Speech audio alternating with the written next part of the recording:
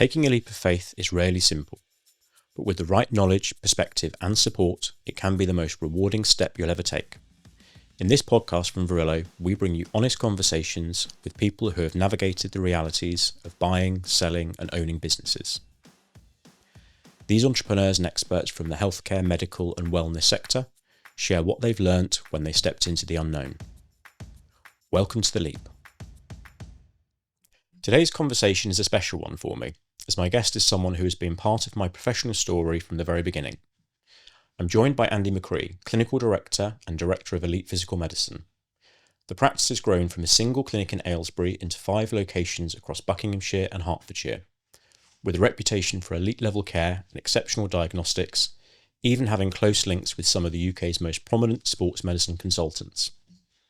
But beyond its reputation for excellence, Elite holds a personal connection for me. I first walked through its doors as a teenager on work experience, not really sure what I wanted to do with my life. But it was that early exposure to the clinic's high performance, forward-thinking culture that inspired me to become a physiotherapist in the first place. Initially buying into the practice as a partner before eventually acquiring majority ownership, Andy has taken Elite Physical Medicine from strength to strength, quietly building one of the most respected physio practices in the region. Today I want to explore how Andy went from clinician to owner, what it really takes to grow a clinic without losing clinical excellence, and why he earned the nickname the Irish Magician by one of his clients. Andy McCrea, welcome to The Leap.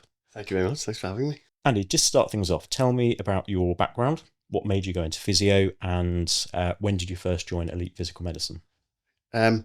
Yes, good question. My it's a very different background, a very different, I guess, route into physiotherapy. My route into physiotherapy began on a horrible February afternoon on a rugby pitch where my leg was broken in 2 different places, and that was a kind of a shift change that gave me a sort of an opportunity to look away from what I was currently in a sales and marketing role myself at the time, and in hindsight, really that wasn't the right role for me. So, breaking my leg then gave me a exposure to physiotherapy. I did a lot of rehab over about 18 months. I was rehabilitating a broken leg, and I found it quite inspiring, and it was a really interesting thing for me to see a profession where people really enjoyed what they did and got satisfaction from what they did. And previously I thought your job was just about making some money, and it was a 9-to-5 role, and on the weekend you played your rugby, did your social stuff. But actually, there were people out there who really enjoyed their jobs in the week, so that was fascinating for me. So, and I thought I wanted a piece of that. Seeing my own body, sounds cheesy, but seeing my own body heal and how it reacted to physiotherapy and how they were able to facilitate that return to function first of all, but then return to play. I found really quite inspirational. So I enrolled in I didn't really have the right subjects at that time either. So I enrolled at basically a local night school college, Amersham College. I did a biology A level. I had a good interview with University of Hertfordshire, luckily, and they said, "Well, go and get yourself a B, and we'll have you." So that was my route into So that's where you did your undergraduate. That's where I did my undergraduate, yeah. So 3 good years at Hertfordshire, which was an excellent university. Came out of Hertfordshire, joined Luton and Dunstable Hospital, did 18 months in the NHS, and then took the opportunity at Elite Physical Medicine. Excellent, classic. It was a different route, maybe, but it's fairly classic. I've heard quite a few people that have gone into the profession having had an injury to start with. Yes, yeah. And there's a lot of mature students on most physiotherapy courses. There are a lot of people taking career changes, and physiotherapy is quite we all take a pay cut to go and do physiotherapy from what we were previously doing, but it's rewarding, and that I found that much more important. Good. And at what point did you decide you wanted to buy into the practice rather than remain as an associate? Yeah, that came a good few years later. So I cut my teeth really. Obviously, first of all in the NHS, and then with Elite. I did work elsewhere for a couple of years as well, which gave me a different experience as well. But it was really when I came back to Elite, I had an opportunity actually with a clinic in Haddenham, which I brought to the table basically. So my business partner now and good friend Paul Thawley, I said to him, "Listen, I would be interested in coming back. I've got this opportunity as well." And he said, "Great, let's go for it." So we pulled the Haddenham clinic into the portfolio. We were also in Amersham at that time as well. So it was another clinic into the practice, and that's it started from there. So you worked at Elite as an associate first. Yes. Left. Yeah, I was then worked at self-employed. Buckingham and then bought the clinic as part of your buy-in. So That's right. That's right. Interesting. Yeah. Interesting. Okay. As you know, this podcast is all about the moment of stepping into the unknown and the leap of faith needed. Tell me about the process of buying into practice. So Paul and I, we struggled with this for a while, really, how this would work. We couldn't see really we couldn't see an avenue where this could work, and then it was a third party just said, well, what about there was two other directors, and they said, well, why don't you buy off one of the other directors, and we said, well, they're very unlikely to do that. He said, well, ask the question. So we asked the question. And they said yes. So it was a complete alignment of the stars. We're very, very lucky. It just, that director, it suited him in his personal life and his commercial life. He had an interest in London, so he needed a bit of capital to start a clinic in London. So I bought his shares. So it was actually, it actually was much more easier than you would have thought. Yeah, I didn't think it was going to be as easy, but it worked out. I assume that was because from memory, I think Dr. Mike Loosemore was involved. Right. Yeah. So it was his shares. That's right. Yeah. I see. I was trying to recall the connection. Yes. So makes sense. And how did you go about it? Did you get external advice? How did you go through the valuation process? Was it a formal valuation, or was it simply an informal discussion? And as you say, stars aligned. Yes. So basically, the first thing what I requested obviously was the accounts. So I had a look back at the accounts. Now, having been in the business as well, I was pretty comfortable with the accounts. I was comfortable with the business model. So I took so basically I was happy. We formed a price basically on that. There was nothing formal like index linked. There was nothing formal like a percentage of what the turnover was. It was just Mike offered me a price, and I looked at it, worked out how long it would take me to earn that back, and I thought, no, that's very manageable. I'm gonna do that. So I got some formal loans through. I raised capital through my mortgage. So I remortgaged to get some capital, and I was very fortunate. My parents were happy to put up, and my parents-in-law as well, very, very fortunately as well, also put up some capital, which was a lovely surprise that they sort of were happy to invest in me. So that's how we made it happen. Good. So just to be clear, you didn't use a particular algorithm formula, a multiple of EBITDA, which is quite typically what you see in the literature. It was very much something that Mike was happy to sell for, you were happy to buy for, and you felt that it was a good investment. It was a very arbitrary figure. It wasn't. It sounds very amateur hour, but they came to me with the price, and I considered it and thought, do you know what, I think I can earn this back within a couple of years, which I did. Excellent. Yeah. Well, we always say it's a business is worth what someone's willing to pay for it, and what someone's willing to sell. 100%. Yeah. So, and how did it feel as you were on that journey? Was it what you expected on the other side? Yes, I think. How did I feel? I felt there was obviously a slight bit of pressure, because obviously we stumped up a bit of the mortgage that you're always trying to chip away. I'd extended it. There were a bit of pressure as well for parents and parents-in-law. But I honestly felt, Josh, I do really, I felt totally comfortable with the business. And more so because I was going to have an influence on it. So I'd never really, I wasn't stressed. I knew I could do it. And did you have a safety rope, a fallback plan? Paul and I have talked about this before, and we've always felt that like a fallback plan really is just becoming an independent practitioner, sole practitioner. You know, if really the proverbial hit the fan, you could go back and just do your own thing and be a single practitioner in your own room, and you could probably still make a good living. But it's not a scenario that we wanted. But I guess that's maybe my safety rope. But other than that, no. I suppose that's the advantage of a vocational career. Yes, we have a skill set, yeah, and you're responsible. Yeah, you're responsible for your own success. You have to do a good job. You do a good job, you're successful. You know, you look after people. They come back. They recommend you to other people. So you have direct control of it. We're not. obviously the news in the last 3 days, there's extrinsic factors happening out there with oil prices and cost of living, but we don't. We have our hands. We have ideas around rehabilitation. People, I think, always want a human touch. We may be some ways AI proof in that sense. So I think we can separate ourselves from other market forces. Yes, they make life difficult for us, but essentially, I think people will always need physio. I hope so. Now I've said that. You've touched on an interesting topic, and I'm going slightly off script here, but do you think AI is a threat to our profession? It is a threat, or you can embrace it. And at the minute we're embracing it, and we're going pretty hard with it in terms within the clinic, just trying to make our tasks easier. There's some nice tools out there around transcription. We use that. For note taking, for accuracy, and for efficiency.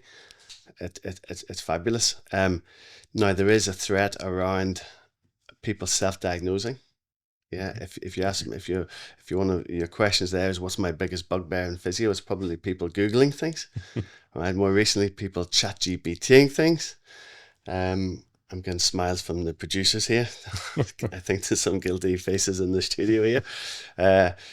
But it doesn't change. People still want. So what we've done recently, Josh, we have changed our SEO a little bit, right? Because I had a really interesting case recently with a young gentleman who came to me. I says, "What brings you here?" He goes, "I've got iliotibial band friction syndrome." And I said, "Oh, wow, okay, fair enough. It's pretty niche." But I did the assessment, took his history. I did my objective assessment. I scanned it. And then I agreed with him that he had a iliotibial band syndrome. So with respect to that, we've had to look at our SEO a little bit. Instead of people now Googling knee pain, people are actually going on to AI and now say, who's the best in Aylesbury looking after iliotibial band syndrome? Ideal. So we have to make sure we're across that. So we've changed some of our SEO. We've changed. We're thinking about how these. Is it LLPs? Is that the right term? So someone will correct me if I'm wrong. But LLMs. Yeah. So we'll cross it. So we have to think about what people are searching on. Yeah, and making sure that we have the visibility to be able to look after these conditions. How have you gone about that? Are you using external agencies, or is someone in house learning the skill set? In house.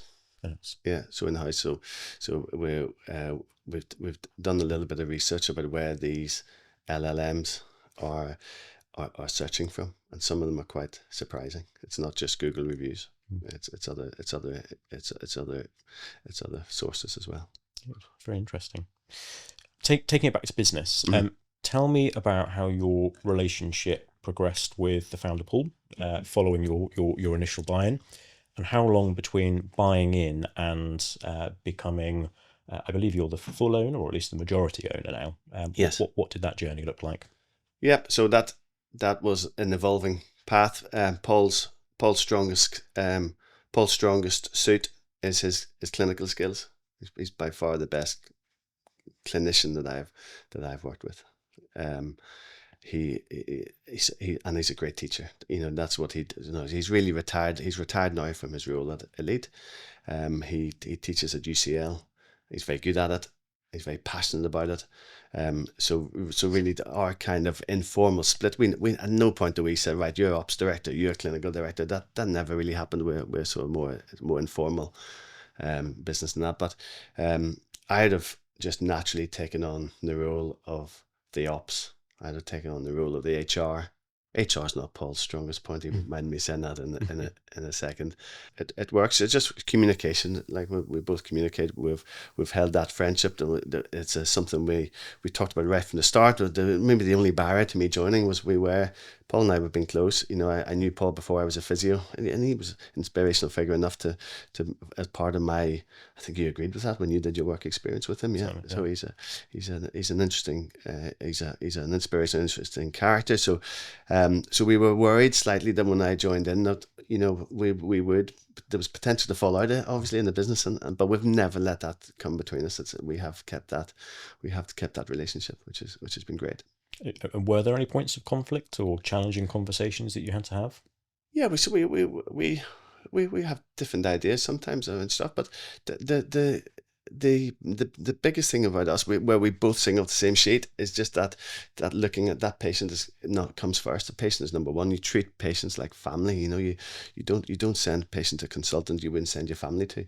You don't give them a session of treatment that you wouldn't give to your family. Our toughest time was probably COVID. Yeah, we that was difficult because of the uncertainty. That was difficult. There was stress about what we were going to do around staffing. But again, if I had any advice to people in business together, is just keep that dialogue. Yeah, keep the dialogue. Keep communicating. Yeah, good. Transparency and communication. 100%. Yeah. Excellent. You then went on to scale from a single clinic to 5 locations. Tell me about that journey. What drove the expansion decision? How did you choose the locations? And importantly, how did you fund that growth? It's kind of evolved. There's no, again, I spoke about amateur hour earlier. So there's no business plan in place for this. This was just, there was some opportunities came to us, and we created. If I think, what we always said, we have a good relationship in Buckinghamshire. We have a good relationship with GPs. We have a good relationship, particularly with Chiltern Hospital. So we always found that we were sitting north of the Chiltern Hospital, and with all their surgeons referring into us, we thought, well, wouldn't it be great if you drew a circle around it? We should be looking after south of Chiltern Hospital as well, south of Great Missenden and Amersham. So we were always keen to set up down the South Box. And we did so in Amersham, which was very successful, Amersham, and we were there. We had 3 full busy days in Amersham, and actually we lost that business because the gym where we were based out of went bust. Was that in COVID? No, it was prior to COVID. Yeah, it was mismanagement of that gym, which was really disappointing for us, and probably one lesson that maybe we didn't learn, because it went on to happen. Well, it didn't happen again the second time. The second time we were in the gym space, we did lose another gym again, the Haddenham Clinic. We lost the Haddenham Clinic, but that was due to more so a repurposing of the facility. So our clinical space, the owner of the gym, who's a good friend of mine. So again, and it happened around COVID, so actually it worked out for us. But he quite rightly needed to repurpose his business. There were 2 rooms there, and he converted them into studio, which he was really in need of to look after his membership. So there was no problem with that. But it was a bit of a lesson, when we are in another satellite clinic, we lose a little bit of that control. So I always feel you need a bit of a backup option in terms of premises if that was to happen again. So going back to your question, around growth. So that was why we targeted Marlow. So we thought Marlow was so we could be so south of Chiltern Hospital and looking after the Amersham, the High Wycombes, the Marlows, and the surrounding villages. So that was a conscious choice. That model was different.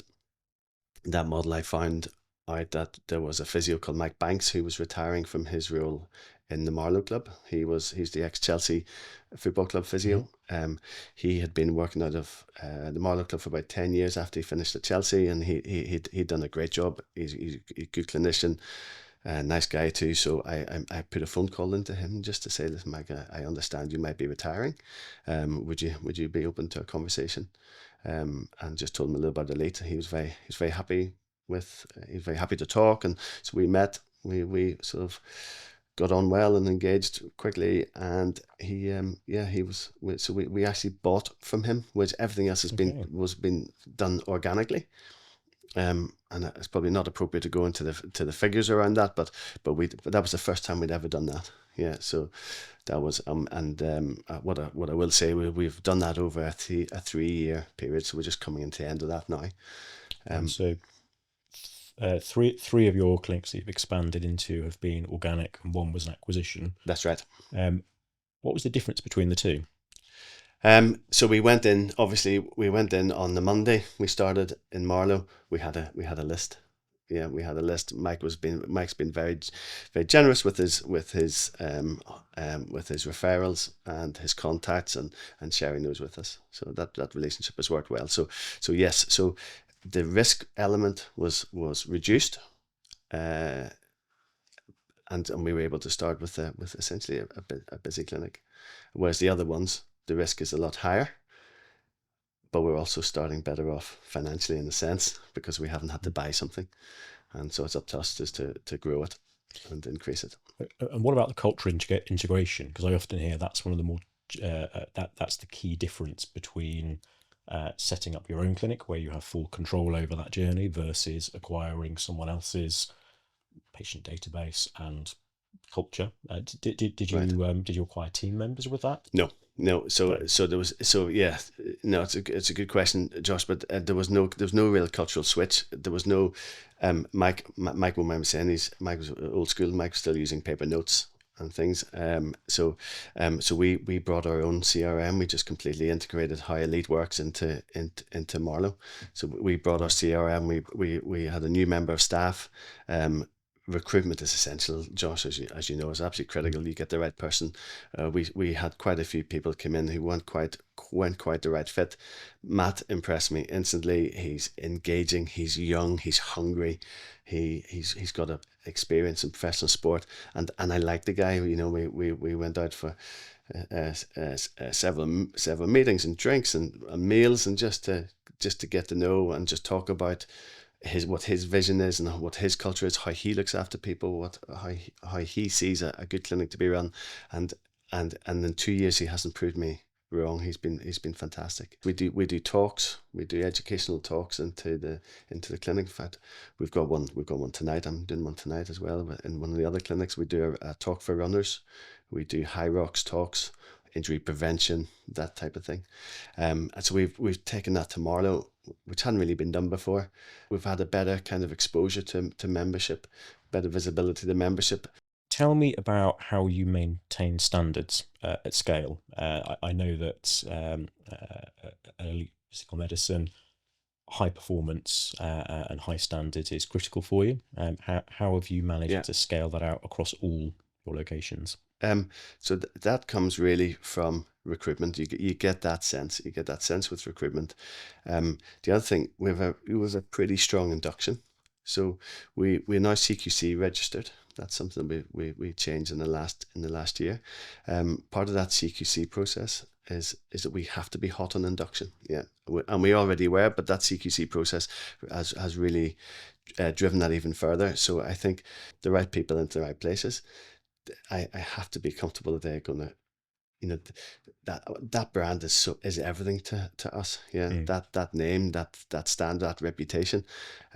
So, and when I said to you earlier about the Marlow, you know, we did see other people, but some just went. I was not confident that they were going to be that right fit and they were going to drive those standards. But when I met Matt, I was. We recruit in a different ways. Well, we do a lot of work with Oxford Brookes University. And recently Bucks University. We do a lot of student placements, which is unusual for private practice. Something I'm really proud of that we do. And I think it should be mandatory that all private practice have a responsibility to take students on. That's maybe a subject for another cast, but what that gives me is it gives me 5-6 weeks with a student. So I really get to know them really well, and I understand a little bit more about them, not just like an interview is so artificial. And you don't gain a sense of what that person is like or what their true kind of principles and standards are. Do you get a feel for what percentage of those students then come back and take a full-time position with you later? Yeah, so probably our last 3 or 4. Yeah, probably last 3.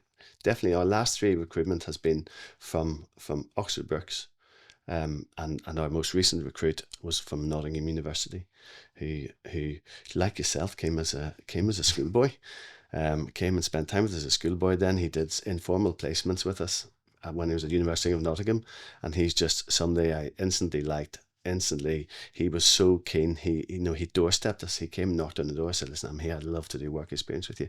Like, how can you turn that enthusiasm down?" And now he's been with us about 3-4 months, doing a good job and pushing those values that we set. So in answer to your question, is recruitment, is your induction, driving that in the induction, how they should be working, how it works, regular feedback sessions when it starts, and you get a sense from patients how they're warming to that individual. So very much a people first strategy and a focus on culture. Very much so. Very much so. And if somebody's not raising those standards, then there is a conversation that needs to be had. Yeah. Yeah, sometimes it's little things when people sometimes start something, they might forget to walk the patient back to the reception, and that's a really important thing. They might say cheerio in the room, and the patient has to find their own way back to reception, and I don't like that. Yeah, that's something like, oh, and I just pick you up on that every second before small details. Yeah, that's it. Can you just see the patient back, hand over to the receptionist, so they know the plan, and it's a nice and seamless and it's a nice end to the session. And you mentioned CQC registration. Yes. Now, there's not many practices that I'm aware of in the UK that have gone down that route. Well, there's good reason for that. But yeah. Tell me about that. So tell me why you chose to become CQC registered. What advantages has that given you, and challenges? Because I'm getting the impression that there were some challenges in there too. It was a 5-hour interview. Wow. At the end of a long period of gathering of policies, procedures, and then it's a pretty tasty interview at the end of it. But why did we do it? We did it because from a regulatory perspective, we're in a position now really. We have a consultant coming in and doing joint injections, so we need to have that robustness around our policies and procedures. So it's primarily for service expansion. Yes, service expansion, but more so just to, we always felt that we do things right. We always felt from a regulatory perspective, we do things right. We were professional, but we needed to prove it. We need to have that certificate so everybody else knows that we do it as well. Maybe sometimes we do some of these policies and procedures that we do informally, and we discuss it and we talk about it and we make sure we do it right. But there's actually, if you ask me for a piece of paper to prove that we do it, beforehand I may not have been able to do that. Well, now I can. Now I know that mandatory training is done properly, officially, professionally. We outsource that. Yeah, I know that all our health and safety is up to date. Yeah, I know that HR policies are up to date. Has it had a commercial impact? Because I'm not completely aware how it works. Perhaps you can enlighten me. But I know that if you're CQC registered, there are some practices that can bill differently for insurance companies, more like a hospital. I don't think we have had any commercial advantage yet from taking it. There's the unknown, isn't there? So when we have put CQC on our website, and we went to press the fact that we had achieved it because we're proud of it. Does it? It may be that, and this is why I can't measure, it may be that a patient sees that stamp and says, and it has maybe 2 or 3 options before they choose elite physical medicine, and they say, oh, do you know what? Oh, they got CQC registered. I'm comfortable. I'm comfortable that these guys are professionals. It's a professional outfit. They've obviously gone through a rigorous process to be able to get that authority, that stamp. So I'm going to go with them. From the sort of the safety side, and as a director in the business, I felt that if something does go wrong, and that can happen, can't it? It can, like an injection can go wrong, infections, et cetera, et cetera. And if something went wrong, we need some protection as well. And I think if our lawyer looked in from it, if something had ever gone wrong or ever goes wrong, to say, right, well, first of all, they might go after the doctor involved. Secondly, then they're going to look at the directors of the business and say, right, okay, well, how robust is this business? Is it of quality? Is the procedures in place? And I think when they see the CQC and see our standards, then if they come in to do an investigation, they would see there's that regulatory compliance is in place, and I think we wouldn't be exposed. Right. So that was the aim. So it's given you a framework for governance, yes, and it's a quality marker. That's right. And you mentioned, or you alluded to challenges. Just briefly summarise the challenges or the process that you went through to get CQC registration. It's just my weakest suit. It's administration. So I got a third party. I got a third-party consultancy to help us with it, and so they came in, and then they were able to advise on our missing pieces really, and they were able to advise and essentially coach us through what inspectors are looking for. One other thing I'm interested to know, you used to have very strong connections with the with high-level sports performers, Olympic teams. Yeah, I know Paul in particular was, I think it was the judo That's right. Yeah. GB judo and skeleton bobsleigh. Well, it was a cross range, so Paul worked for the English Institute of Sport and British Olympic Association, and then we had strong ties to the BBC as well. So we would look after the sport relief, comic relief challenges, and that was great in terms of exposing and visibility, because it was obviously newsworthy. We used to get a lot of kudos for that. One thing, it's really interesting, Josh. I'm glad you've mentioned this, because it's one thing I would, in hindsight, change, right, is our name, right? Our name is Elite Physical Medicine. The elite is there to show, is meant to convey elite facility.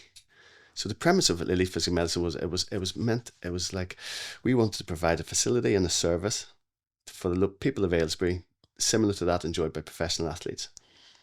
Now, in doing so, we probably pitched too much towards the professional athletes and sports medicine and elite sport, and people still see us as working as elite sport, and I think it maybe put people off. We are really well equipped to deal with Mrs. Smith, who is 50 and has knee pain and low back pain. Yeah, those patients with osteoarthritis who are post total hip replacement. We can look after them really well. Yeah, and I think they are put off by the elite brand. I think sometimes they see us just working with athletes, whereas the elite is meant to stand for elite level of care and service, not elite athletes. So, but 18 years in, are we going to change branding is so important, isn't it? And everyone says, I say everyone says, but people hopefully say, when they get injured, go and see the team at the elite. Go and see the team at the elite. That's how the consultants know us at Chiltern. They said, go and see the team at the elite.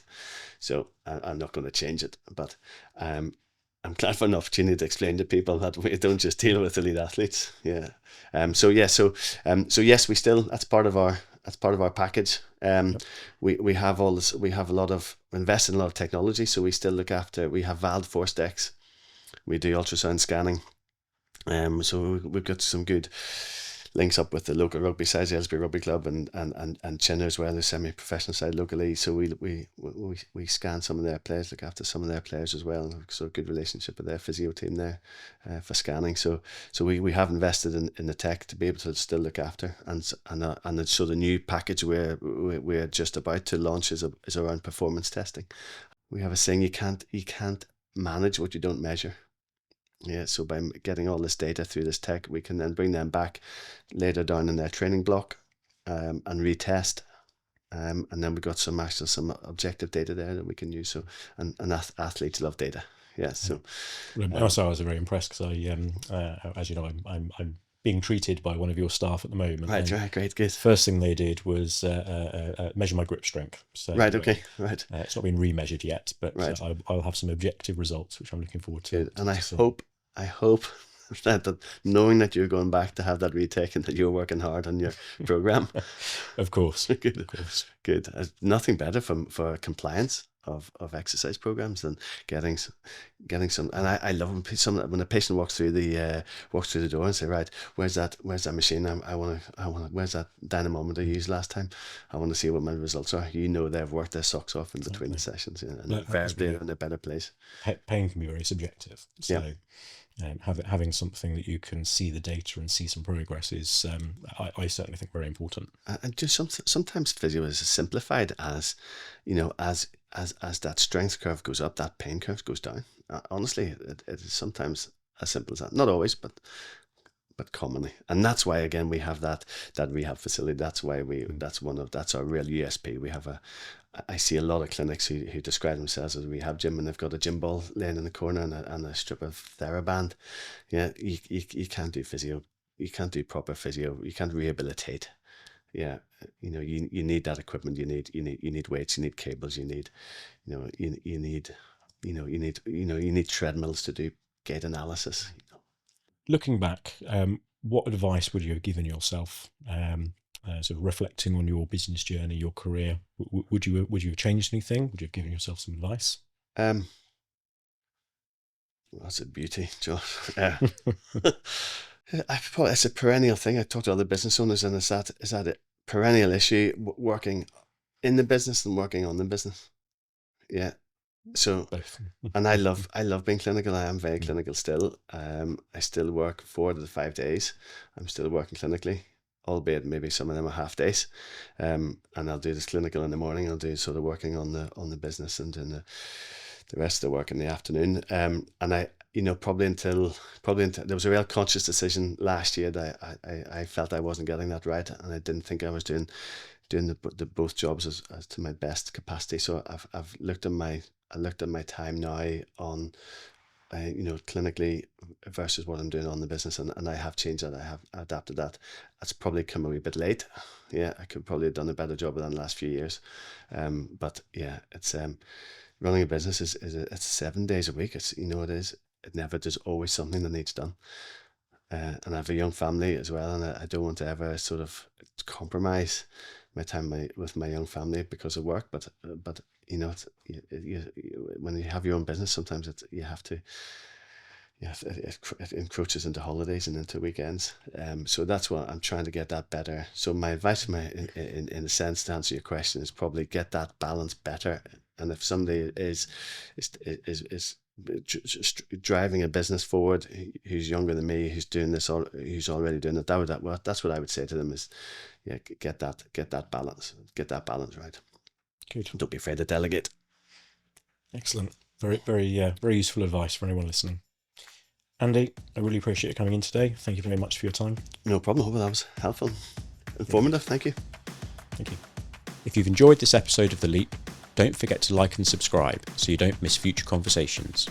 Follow Verilo on LinkedIn for more insight, advice, and honest thinking on the realities of buying, selling, and growing clinics. And if today's conversation has got you thinking about a leap of your own, remember, it's rarely simple, but with the right perspective and support, it can be the most rewarding step you'll ever take. This is The Leap from Verilo. Thanks for listening, and we'll see you next time.